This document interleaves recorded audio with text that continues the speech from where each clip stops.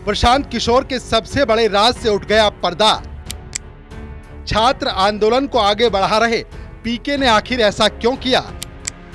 पूरी कुंडली खुलने के बाद अब क्या करेंगे पीके? एक वैन ने खोल दी प्रशांत किशोर की पूरी कहानी।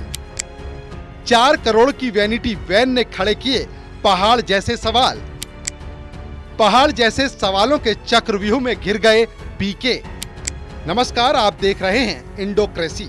प्रशांत किशोर ने जब से पटना में बीपीएससी छात्रों के समर्थन में आंदोलन की शुरुआत की, तब से वो सुर्खियों में है। इसके साथ ही प्रशांत किशोर की वैनिटी वैन भी चर्चा में है। आखिर आंदोलन के बीच में वैनिटी वैन की एंट्री कैसे हुई? क्या ये वैनिटी वैन खुद प्रशांत किशोर की है? पीके ने इस वैन को किराए पर लिया। इस वैन की कीमत कितनी है और वैनिटी वैन में कौन कौन सी सुविधाएं हैं?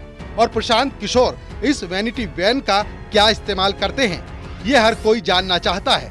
सिर्फ पटना ही नहीं, बल्कि पूरे बिहार और देश की जनता वैनिटी वैन की पूरी सच्चाई जानना चाहती है। जैसे जैसे दिन गुजरते गए, लोगों के मन में वैनिटी वैन के प्रति उत्सुकता बढ़ती गई और देर से ही सही उस वैनिटी वैन की सच्चाई सामने आ गई। इंडोक्रेसी में हम आपको प्रशांत किशोर की वैनिटी वैन से जुड़ी पूरी सच्चाई बताने जा रहे हैं। इस वैनिटी वैन की सुर्खियों में आने के बाद पटना के जिला परिवहन कार्यालय ने उसकी जांच शुरू कर दी और जांच में वैनिटी वैन से जुड़ी जो सच्चाई सामने आई, उसके मुताबिक प्रशांत किशोर पटना के गांधी मैदान में अनशन के दौरान जिस वैनिटी वैन का इस्तेमाल कर रहे थे, उसे 6 जून 2011 में खरीदा गया।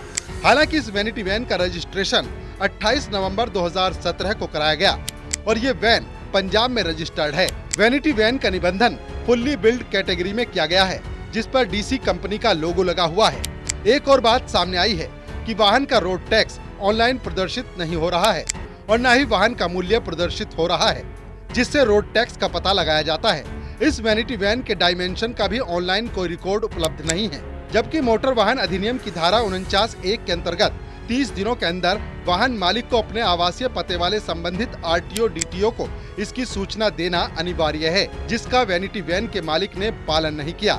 जांच में एक बात और सामने आई है, वो ये कि वैनिटी वैन का चेसिस नंबर भी स्पष्ट नहीं है और शुरुआती जांच में लगता है कि चेसिस नंबर के साथ छेड़छाड़ की गई है और असली चेसिस नंबर का पता लगाने के लिए इसकी फोरेंसिक जांच कराई जा सकती है।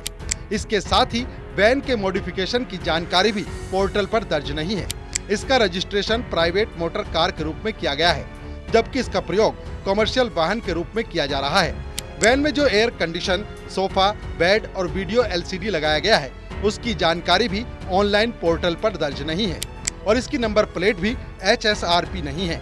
एक जानकारी के मुताबिक प्रशांत किशोर ने जिस वैनिटी वैन का इस्तेमाल किया, उसकी कीमत करीब 4 करोड़ रुपए है और उसका एक दिन का किराया 25 लाख रुपए है। और इसी को मुद्दा बनाकर विरोधी अब प्रशांत किशोर पर निशाना साधने लगे हैं। आदरणीय प्रशांत किशोर जी, पैसा बोलता है। 4 करोड़ के वैनिटी वैन पर आप टॉयलेट करते हैं, धरना देते हैं और 25 लाख पर डे के किराए दे करके आप जो है टॉयलेट जाते हैं, फ्रेश होते हैं। पैसा बोलता है और चले हैं बीपीएससी के छात्रों के लिए आंदोलन करने। ये कौन पैसा है? ये पैसा कहां से आया है? ये देश का पैसा है।